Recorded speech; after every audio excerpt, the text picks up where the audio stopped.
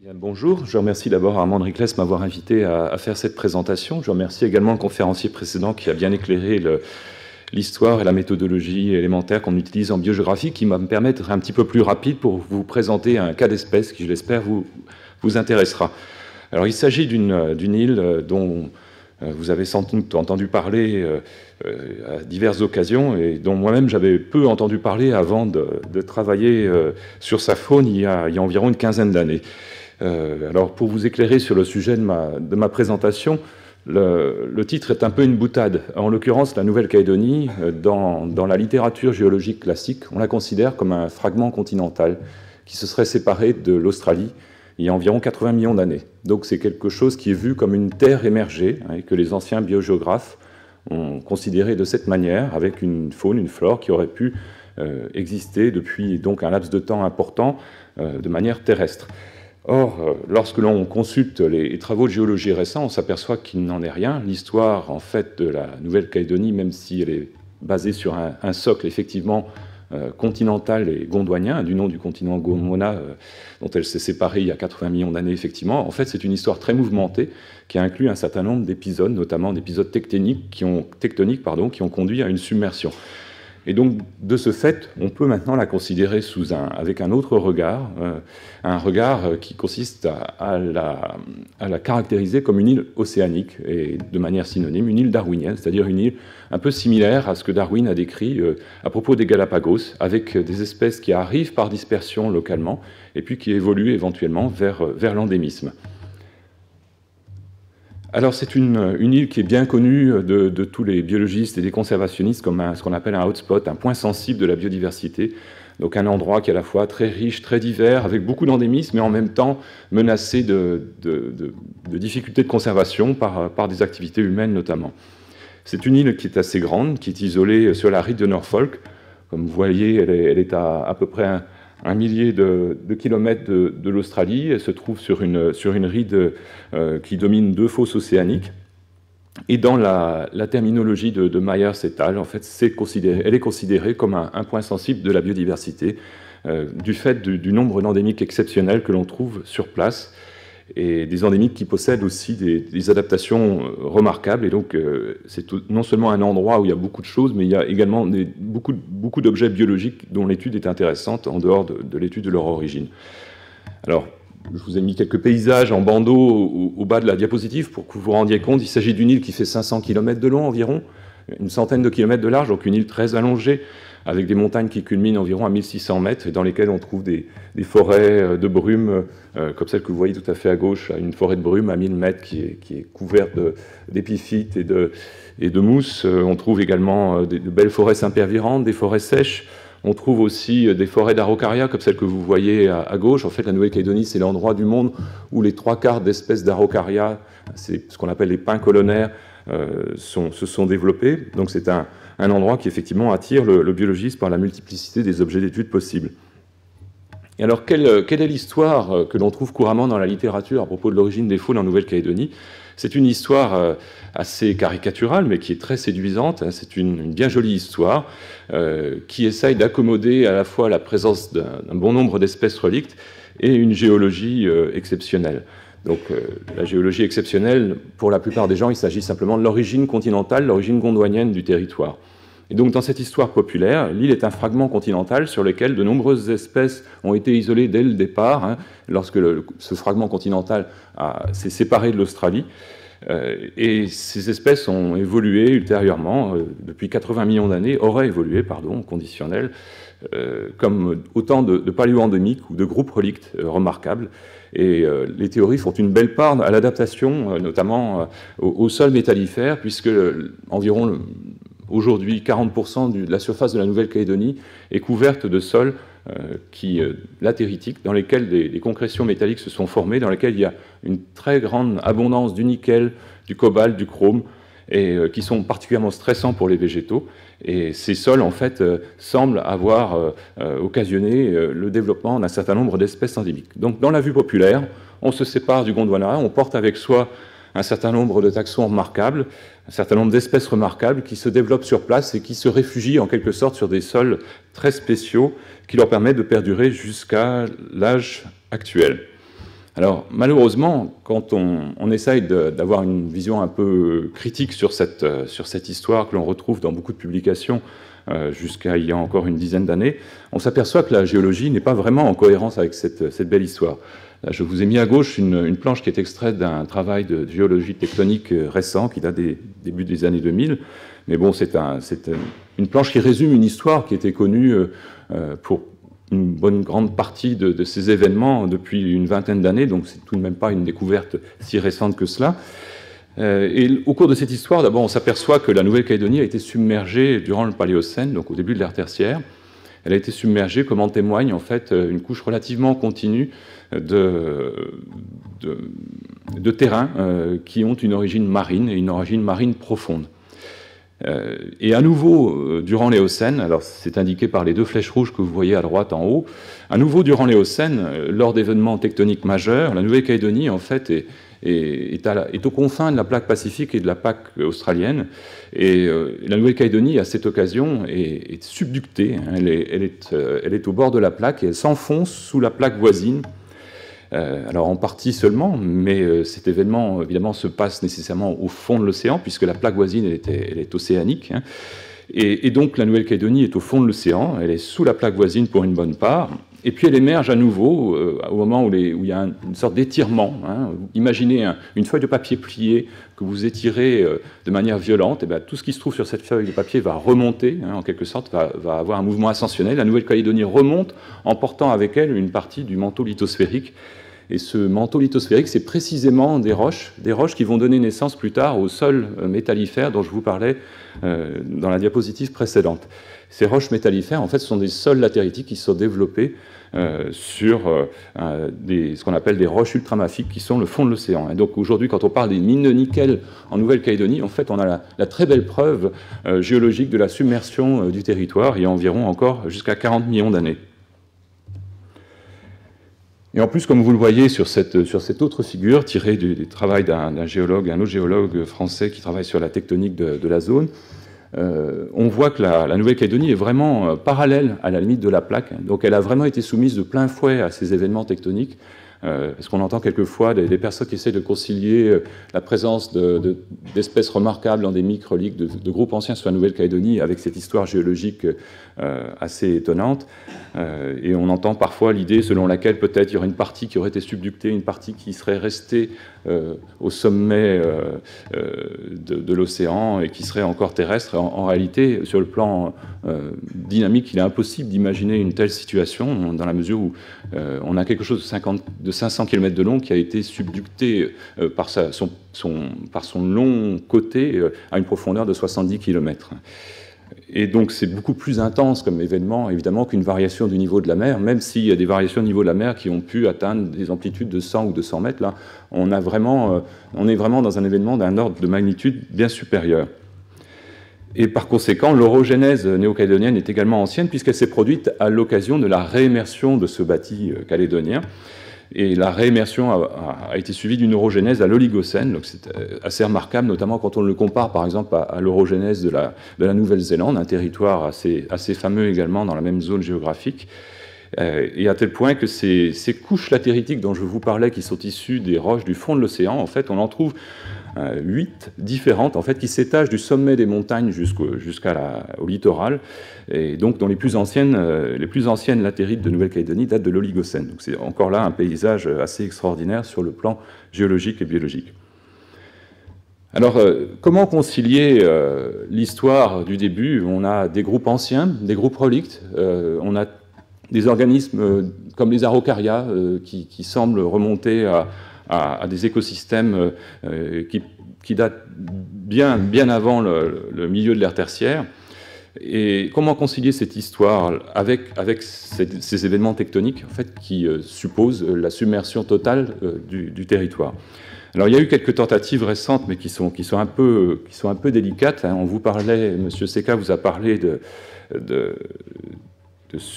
dispersion ou de vicariance. Dans le cas de la Nouvelle-Calédonie, en fait, il était à l'origine, on se plaçait à l'origine dans le cas de la vicariance, puisqu'il s'agissait d'un morceau d'Australie, un morceau de Gondwana qui se séparait avec sa faune et sa flore. Dans le cadre d'une histoire géologique rénovée, en fait, on s'aperçoit qu'on doit faire l'hypothèse d'un certain nombre de dispersions, un repeuplement de l'île il y a 37 millions d'années par des dispersions. Et donc il y a eu une tentative de sauvetage de la part d'un certain nombre de biogéographes qui se réclament d'ailleurs de l'héritage méthodologique de Croizat et qui imaginent que sur la ride de Norfolk, sur laquelle la Nouvelle-Calédonie se place, en fait, on a eu une série d'îles qui ont émergé à des époques anciennes à la suite de mouvements tectoniques divers, et que cette série d'îles a servi de relais, et que la dispersion ne s'est pas faite d'un seul tenant comme ça depuis l'Australie à quelques centaines ou quelques milliers de kilomètres. Et donc, cette hypothèse sur le plan géologique n'est pas absurde. Il est bien évident qu'on est dans une zone de subduction, et donc aujourd'hui, il y a des systèmes insulaires qui étaient présents, qui ont été subductés, qui ont totalement disparu, qui n'ont pas réémergé. On a également, sur la ride de Norfolk, des traces de haut fond. Donc, il est tout à fait possible qu'on trouve effectivement dans le futur, si on fait des forages profonds dans la région, ce qui coûte cher et qui n'est pas très intéressant sur le plan pétrolier, donc ce qui risque de ne pas se faire malgré tout. Si on fait des forages profonds, on risque de retrouver des îles fossiles, peut-être, c'est tout à fait possible, qui ont été en partie subductées sur des zones de subduction fossile. Mais dans la pratique, en fait, ça ne change pas finalement la situation. C'est-à-dire que, en ce qui nous concerne, nous, ce qui nous intéresse, c'est de savoir finalement comment cette faune et cette flore remarquable en Nouvelle-Calédonie, comment elle est arrivée, comment elle a évolué et à partir de quoi. Et de considérer que la dispersion s'est faite à courte ou à longue distance, qu'elle s'est faite à partir d'une île située à 200-300 km sur la même ride ou à partir de l'Australie, bon, ça serait intéressant de le savoir pour un certain nombre de raisons biologiques, mais ça ne change pas le fond du nouveau paradigme qui est de considérer que cette île s'est repeuplée à partir de rien. C'est repeuplé tout de même à partir de rien il y a bien longtemps, puisqu'il y a peu de bassins forestiers tropicaux qui peuvent se prévaloir d'exister depuis 37 millions d'années. Et au demeurant, par exemple, si on prend une comparaison récente, est-ce que l'île du Krakatau, qui a émergé, une volcanique qui a émergé récemment, est-ce qu'on considère qu'elle est inutile à la compréhension de la genèse des biotes tropicaux insulaires parce qu'elle est proche d'un continent? Non, bien sûr. Ce qui nous intéresse, c'est de voir comment les écosystèmes néo-calédoniens se sont reconstitués à partir d'événements de dispersion. Et dans ce contexte-là, on a besoin de considérer de manière séparée les résultats de la phylogénie, comme l'a dit M. de Seca, de manière à comprendre ce qui nous apporte réellement, sans entrer dans des raisonnements qui pourraient devenir circulaires. Si on considère la géologie tectonique moderne, évidemment, l'histoire est faite. Il n'est plus besoin de chercher plus loin. Et bien sûr, tout est arrivé en Nouvelle-Calédonie par dispersion. Bon, il est tout de même intéressant d'un point de vue scientifique de considérer que les événements tectoniques en question, ce sont des inférences. Nul n'en a été témoin, bien sûr, et par conséquent, il est intéressant de faire d'autres inférences sur le plan phylogénétique, sur le plan biologique, et d'essayer de retracer l'évolution des groupes concernés de manière à les confronter à ce que l'on obtient indépendamment avec la géologie. Et c'est un grand débat actuellement dans l'étude d'un certain nombre de territoires anciens, d'essayer de casser ce raisonnement circulaire. On trouve des taxons, des espèces soi-disant relictuelles à un endroit, donc on en conclut que l'endroit est un refuge d'une grande antiquité, et ça permet, dans une autre publication, de dire que finalement, comme l'endroit est une grande antiquité, les taxons locaux sont forcément des relictes, et ainsi de suite. Si on continue comme ça, on arrive à rien. Alors heureusement, depuis une dizaine d'années, il y a un nombre d'études phylogénétiques qui se sont développées assez importants sur toutes sortes d'organismes et qui permettent justement de produire ces hypothèses indépendantes de la géologie. Et donc on a des phylogénies morphologiques, moléculaires, qui illustrent des relations de parenté entre des espèces de Nouvelle-Calédonie et des espèces des territoires voisins, l'Australie, la Nouvelle-Zélande, la Nouvelle-Guinée, voire des îles plus petites qui se trouvent sur des rides voisines comme l'île de Lordo, l'île de Norfolk ou les îles Loyauté, ou même l'Asie du Sud-Est pour un certain nombre de groupes indo-malaisiens. Et en gros, on a trouvé trois grands types de relations entre les clades, les groupes néo-calédoniens et leurs voisins géographiques. Alors soit on trouve un grand groupe qui s'est bien diversifié sur place, comme c'est le cas pour les araucarias, les grillons, les opilions, les lézards. Ou alors on trouve quelquefois plusieurs grands clades qui sont chacun diversifiés de manière assez conséquente, pour lesquels on a des datations moléculaires assez raisonnables qui amènent à une quinzaine de millions d'années d'existence. Ou quelquefois dans d'autres groupes, comme par exemple chez les sapotacées, on a des relations, ce qu'on appelle d'emboîtement multiple, c'est-à-dire que les espèces de Nouvelle-Calédonie se trouvent à l'intérieur de groupes qui sont différenciés par ailleurs en Australie, en Nouvelle-Guinée ou en Nouvelle-Zélande. Et donc là, on n'a pas un grand groupe néo-calédonien, on a de multiples espèces dont les parents se trouvent à chaque fois très loin. Alors, quelle est la signification de ces patrons de relations de parenté qu'on peut essayer de confronter indépendamment de la géologie? Alors, quand il y a un ou deux grands clades, ça peut être de la vicariance, bien sûr. Si on oublie ce que je vous ai dit sur la tectonique des plaques, on peut fort bien considérer qu'un grand clade dont le proche parent se trouve en Australie daterait de 80 millions d'années. Il en aurait été séparé lors du voyage de la Nouvelle-Calédonie hors du Gondwana. Par contre, quand on se trouve devant plusieurs grands clades qui se trouvent à l'intérieur du même groupe, là, on devient un peu gêné parce qu'on ne peut plus faire l'hypothèse d'un seul événement de vicariance. On peut conserver un événement de vicariance, mais on est obligé de considérer que le ou les clades plus récents que le premier sont nécessairement arrivés par dispersion en Nouvelle-Calédonie. Et en plus, quand le groupe frère, quand le plus proche parent de ces clades néo-calédoniens se trouve sur une petite île océanique proches, comme les îles Loyauté, qui sont des îles récifales, qui sont apparues par flexure de la lithosphère il y a 2 millions d'années, là, il n'est plus possible d'hésiter, il s'agit bien d'un événement de dispersion potentielle. Et bien entendu, quand il s'agit d'espèces néo-calédoniennes dont les proches parents se trouvent de manière répétée à être des groupes qui se trouvent sur d'autres régions géographiques à plusieurs reprises, et ceux dans le même clade, là on est bien obligé de faire l'hypothèse d'une dispersion à courte ou à longue distance. Donc on voit que sur la totalité des études qui ont été faites, il y a pas mal d'études qui plaident pour la dispersion, même sans que l'on s'embarrasse de spéculations comme les datations moléculaires, qui nécessitent des calibrations, des taux de variation des marqueurs moléculaires utilisés, ou qui nécessitent de prendre en compte un certain nombre d'éléments paléogéographiques qui sont eux-mêmes un peu spéculatifs. Alors, quant à la relation avec les sols métallifères, elle n'est pas toujours aussi évidente que l'histoire populaire dont je vous parlais au début le laisse croire. Il y a effectivement un certain nombre de groupes, notamment des plantes, qui se sont différenciées de manière privilégiée sur des sols métallifères. Par contre, lorsqu'on essaye de trouver ce type de relation dans un certain nombre d'autres organismes, on ne les observe pas. C'est-à-dire qu'il n'y a pas un grand clade, un grand groupe qui a radié sur les sols métallifères et qui serait très pauvre, voire absent des sols sédimentaires voisins. Là, vous voyez sur la carte de Nouvelle-Calédonie, les sols métallifères sont illustrés d'après les roches mères ultramafiques en vert. Donc vous voyez que ça couvre environ 40%, comme je vous le disais. Il y a une grande partie qui demeure dans le sud, et puis des espèces de petites boutonnières qui ont résisté à l'érosion dans le nord. Alors, on estime qu'à l'origine, la puissance de ces couches était considérable. Il y a eu des processus d'érosion depuis 37 millions d'années qui sont énormes, qui ont abouti notamment aussi à la pédogénèse, à la latéritisation dont je vous parlais tout à l'heure. Et en fait, pour un certain nombre de clades, là, il s'agit d'un clade d'insectes, de blattes, qui a été étudié par un ancien étudiant en thèse, Jérôme Murienne. Il s'avère que la diversification ne s'est pas faite en majeure partie sur les sols métallifères. Alors, il y a d'autres patrons plus étonnants que ceux que je viens de vous montrer. Là, je vous ai gardé le meilleur pour la fin, si je puis dire.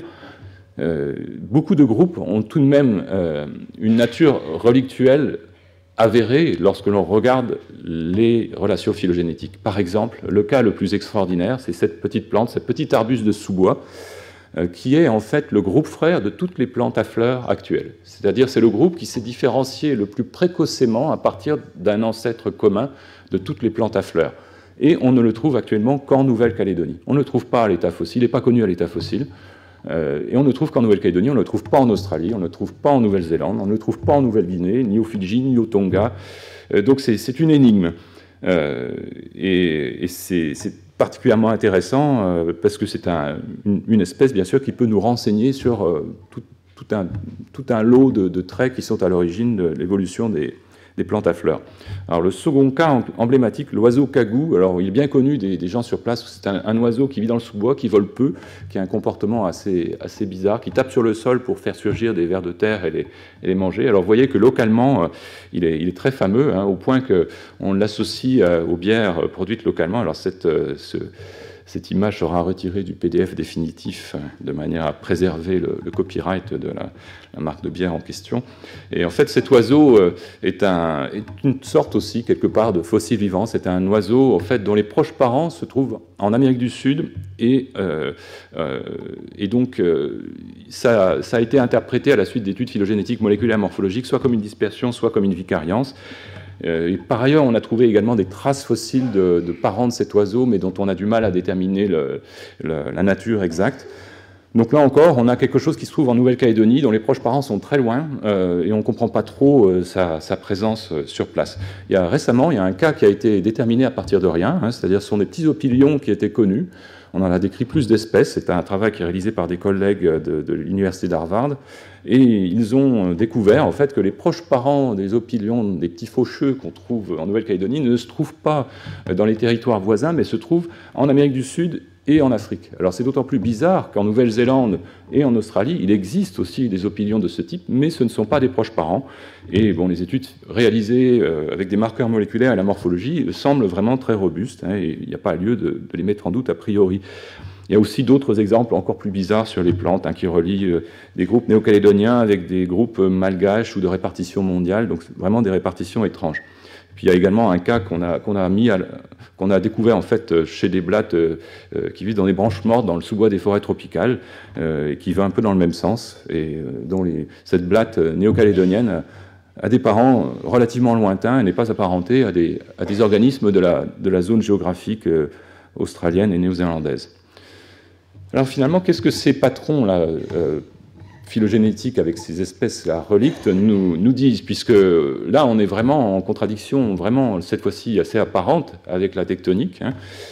C'est souvent sur ces espèces relictes qu'avait été caractérisée l'histoire du départ, l'histoire gondwanienne de la Nouvelle-Calédonie. Alors, de toute façon, il faut remarquer tout de même que dans l'ancien paradigme, la Nouvelle-Calédonie, radeau gondwanien qui s'éloigne de l'Australie, l'histoire de ces relictes était déjà compliquée, parce qu'en fait, elles apparaissent par fragmentation à partir de l'Australie, avec des parents éventuels lointains, par exemple en Amérique du Sud. Mais un peu plus tard, en fait, on doit quand même faire l'hypothèse d'une disparition des proches parents de la zone. Par exemple, le groupe frère des plantes à fleurs n'a plus de parents localement. On n'a plus de parents en Australie, en Nouvelle-Zélande. Donc pour expliquer l'origine d'Amborella, le groupe frère des plantes à fleurs en Nouvelle-Calédonie, on est quand même obligé de faire l'hypothèse d'un certain nombre d'extinctions. Donc c'est pas quelque chose d'aussi simple.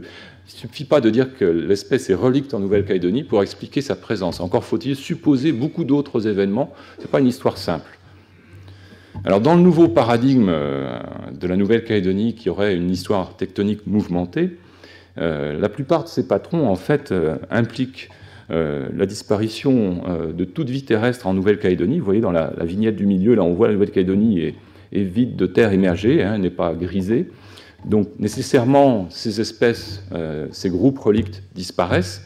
Et puis, un peu plus tard, quand la Nouvelle-Calédonie réémerge il y a 37 millions d'années dans un monde tropical qui est encore relativement humide sur la zone, elle serait recolonisée par des taxons de groupes qui existent à cette époque-là, il y a 37 millions d'années tout de même.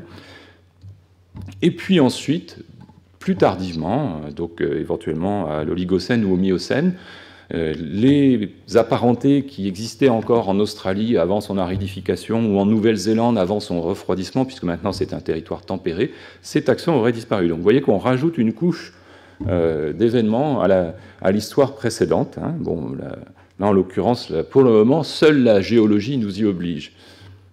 Alors ce scénario peut sembler un peu compliqué, un peu abracadabrant, on peut se dire mais pourquoi faire autant d'hypothèses? Pourquoi ne pas conserver l'histoire ancienne, même si elle est incohérente avec la géologie?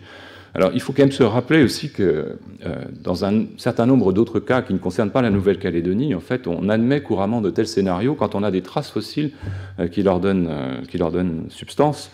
En l'occurrence, par exemple, vous voyez ici le groupe frère de tous les termites se trouve en Australie. C'est un termite qui s'appelle Mastothermes, que vous voyez ici dans l'ambre de la Dominique. Ce qui vous indique immédiatement que ce termite qui existe aujourd'hui uniquement en Australie se trouve dans toutes les roches fossiles du tertiaire du monde, y compris dans tous les ambres fossiles que l'on connaît du tertiaire, et notamment en France, en Dominique, dans la zone Caraïbe. Donc, par exemple, dans ce cas précis, pour un taxon australien dit relicte également, ça démontre sans ambiguïté que le termite en question existait dans la plupart des environnements tertiaires tropicaux et qu'il a survécu uniquement dans la région australienne. Alors c'est donc ce type de situation, bien sûr, devrait être maintenant, la recherche se poursuit à l'égard de ces relictes et à l'égard du peuplement de Nouvelle-Calédonie, et les objectifs que l'on peut avoir, c'est d'arriver à produire des éléments de connaissance phylogénétique qui soient toujours indépendants de l'histoire tectonique dont je vous parle, et qui arrivent à montrer que les relictes en question ont une existence finalement relativement récente, c'est-à-dire qu'ils appartiennent à des groupes certes anciens qui peuplaient la zone au moment du Gondwana, il y a 80 millions d'années, mais que leur existence en Nouvelle-Calédonie date d'une recolonisation il y a 37 millions d'années. Donc cet objectif pourrait éventuellement être atteint soit par des études paléontologiques, si on arrive à découvrir les gisements qui nous donnent ce type d'informations. Ce n'est pas facile, compte tenu de la nature géologique de la Nouvelle-Calédonie. D'autre part, par des datations moléculaires qui prendraient en compte les groupes en question. Donc on s'attelle à la tâche, mais pour le moment, on est obligé de constater qu'il y a un manque de cohérence entre l'histoire biologique et l'histoire géologique de Nouvelle-Calédonie. Alors il serait aussi intéressant de relier ces histoires avec les traits particuliers des reliques pour comprendre si ces reliques ont survécu pour des raisons particulières. Alors en perspective, bien sûr, tout ce qu'on peut dire, c'est que la Nouvelle-Calédonie, comme j'espère que vous le voyez maintenant, est un excellent site pour étudier l'origine de la biodiversité. C'est une situation remarquable, une histoire remarquable qui suggère des scénarios qui sont difficiles à envisager dans d'autres endroits. Et ces scénarios, visiblement, ne peuvent pas être simples, en aucun cas. Ce qui signifie qu'on devrait s'arrêter de formuler des alternatives simplistes, gondwanien versus non-gondwanien, vicariance versus dispersion. On ne doit pas partir avec des a priori, on doit essayer d'avoir des éléments de connaissance indépendants sur l'histoire des groupes avec des méthodes phylogénétiques ou génétiques, et puis sur l'histoire géologique, et de confronter les deux. Et donc, contrairement à ce que certains auteurs essayent de mettre en avant dans la littérature, le débat dispersion-vicariance, à mon avis, n'a pas de sens. Et à l'échelle de temps qui nous intéresse, à l'échelle de 80 millions d'années, on devrait s'attacher à considérer que la vicariance, c'est l'hypothèse nulle, dans la mesure où on essaye d'étudier l'héritabilité de la présence d'un groupe dans l'espace. Donc, de la même manière, quand on étudie l'évolution, on fait a priori une hypothèse d'homologie quand on détecte des ressemblances, et on essaye de lui donner de la réalité. De la même manière, quand on étudie l'évolution des répartitions, on doit d'abord s'attacher, essayer de comprendre l'origine des groupes par la vicariance et aborder des hypothèses de dispersion quand on y est obligé, comme dans le cas présent, soit sur des bases biologiques dans le meilleur des cas, soit sur des bases géologiques et biologiques confrontées dans le meilleur des cas. Et donc, contrairement à ce que certains ont dit dans des éditoriaux, il n'y a pas besoin de dire goodbye ou good morning ou Gondwana. Le Gondwana, il est bien présent dans les groupes que l'on observe actuellement dans toutes les régions en question. Simplement, les taxons que l'on observe actuellement, les espèces que l'on observe, ne datent pas forcément d'il y a 80 millions d'années. Donc, merci donc aux organisateurs de ce colloque pour cette invitation. Et je dois souligner que les travaux que je viens de vous présenter ont été réalisés dans plusieurs cadres. Les financements du ministère de la Recherche au Muséum national d'histoire naturelle, les financements du gouvernement de Nouvelle-Calédonie, puisque Nouvelle-Calédonie est un pays d'outre-mer avec un gouvernement qui a une certaine autonomie, et un financement de l'ANR Biodiversité qui rassemble les équipes que vous voyez listées en dessous et qui se penchent sur les questions que je viens de vous exposer. Voilà. Et si vous êtes intéressé par ce sujet, sachez qu'il y a un certain nombre de publications qui ont été réalisées récemment et qui donnent des éléments de connaissance sur le sujet. Voilà, je vous remercie.